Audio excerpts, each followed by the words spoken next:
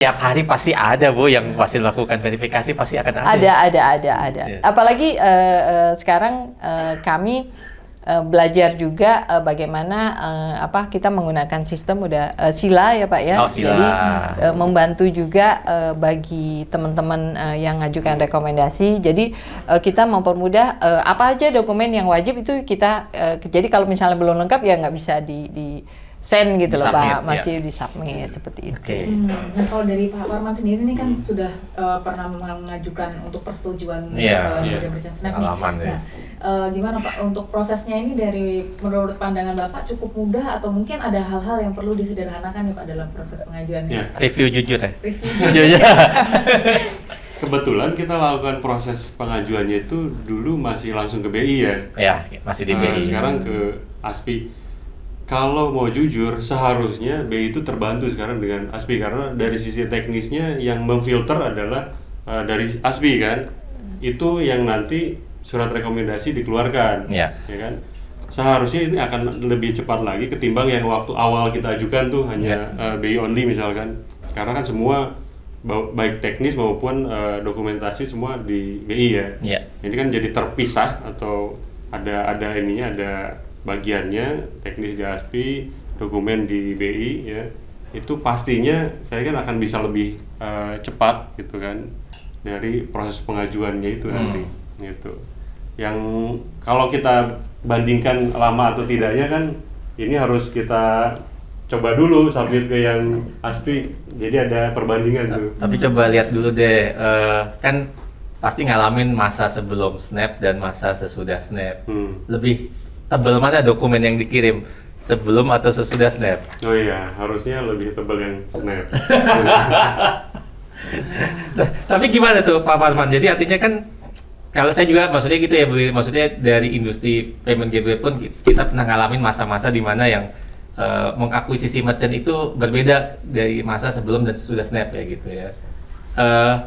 Memang apakah apalagi kalau Ibu Lili aware kan ada tuh beberapa portal merchant yang bisa langsung instant activation Bu. Saya daftar ke portal, saya upload dokumen, langsung bisa pakai layanan paymentnya. Artinya kalau dengan konsep yang sekarang, apakah tidak memungkinkan itu terjadi Bu? Karena mesti ada rekomendasi Snap kan? Atau ada hal yang masih bisa dioptimalkan nggak Bu untuk proses ini supaya bisa kayak instant activation, atau memang bisnis modelnya harus berubah ya Bu? Sebenarnya gini, bisnis model harusnya lebih baik ya, nggak perlu berubah. Cuma memang begini, yang kalau tadi bilang dokumennya lebih tebal itu kan sebenarnya ada hal-hal yang memang harus dipatuhi teman-teman. Karena kita kan dengan terhubung antar satu pihak dengan pihak lain, terutama dari segi fintech, mungkin fintech kan lebih cepat ya Pak ya, ya kan, hal-hal seperti itu yang ya bukannya kita menyalahkan fintech, tapi memang hal-hal yang prosedural, SOP ya kan, keamanan, hal-hal itu ya, kewaspadaan itu yang menurut kita itu juga perlu harusnya juga tidak boleh ditinggalkan, ya kan? Karena dengan konsep koneksi seperti ini Pak, konektivitas, interoperabilitas itu rentan kalau kita nggak jaga, ya kan? Harus semua orang saling menjaga, bahwa memang ada hal-hal yang contohnya mungkin sebelum API tidak perlu ada misalnya prosedur segala macam, tapi dengan adanya aturan dari Bank Indonesia ini kan sebenarnya menjaga teman-teman juga bahwa ada pihak-pihak yang harus juga saling menjaga, ya kan? Makanya sebenarnya di tata kelola di kerjasama antar para pihak itu harus ada, ya kan? Contohnya nanti Bank NMC kerjasama dengan siapa pihak Pak, itu ada standar kontraknya kan Pak, ya kan, di mana di situ diatur teman-teman hak dan kewajiban masing-masing gitu. Dan kepatuhan terhadap aturan juga memang BI yang dipegang adalah PJP, ya kan.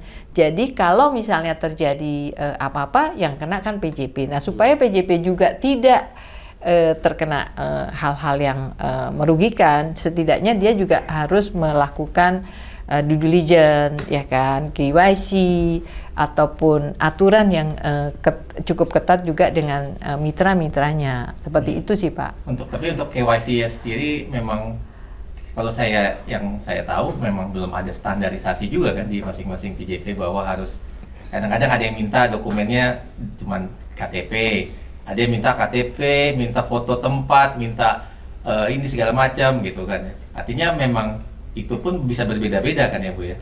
Sebenarnya kita memang sekarang ini untuk kita bilang kerjasama itu apa saja yang dokumen-dokumen yang wajib, tentunya memang kalau disebut standar memang nggak ada, cuma harusnya memang apa istilahnya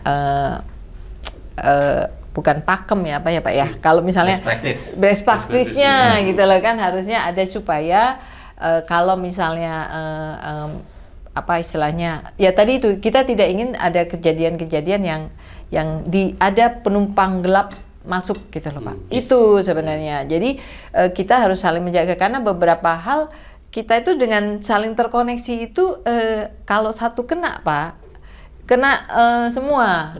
Bisa kena semua itu sih Pak, ya kan. Jadi teman-teman diharapkan juga itu diperhatikan.